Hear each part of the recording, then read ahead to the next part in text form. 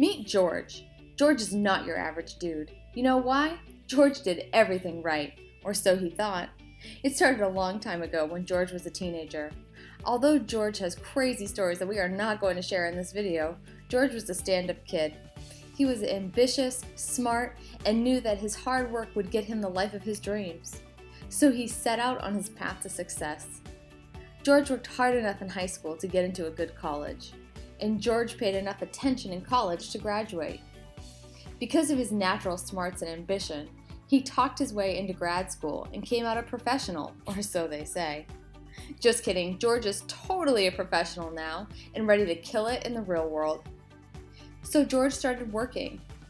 George found a great job that would put him on track to develop his career and become successful. Except it's going to be a lot of work, which they told him up front. No problem, George thought. I'm young and unstoppable when I put my mind to it. So George worked this way for years, steadily climbing the ladder and getting closer to being a success.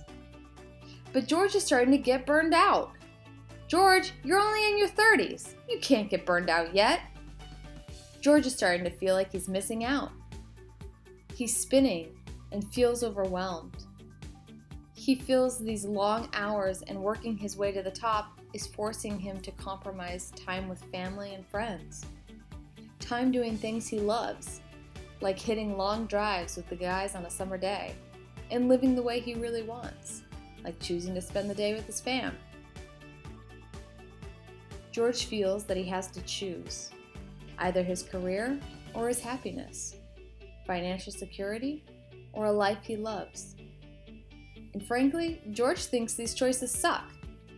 He doesn't want to have to choose one or the other, because both are important to him. This is starting to give George anxiety. He feels trapped. Trapped in the very life he created. Trapped in the race for success. And it's confusing because George has had success. George consistently meets his goals and achieves more than others. But it doesn't feel good. It doesn't feel like he thought it would. Like they might as well be giving those awards to some other guy, because those ain't for George. George is realizing that this is all kind of meaningless, and it doesn't bring him the happiness he needs. George realizes for the first time that he's been doing this whole thing wrong.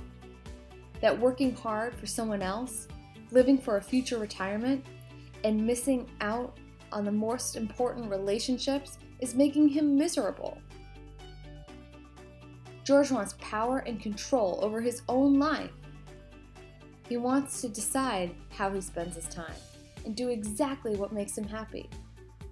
He wants his life to have meaning. So, this is where George is, now in his early 40s, feeling trapped in a life he thought he wanted, overwhelmed and confused about what to do next, and disconnected from his desires and purpose.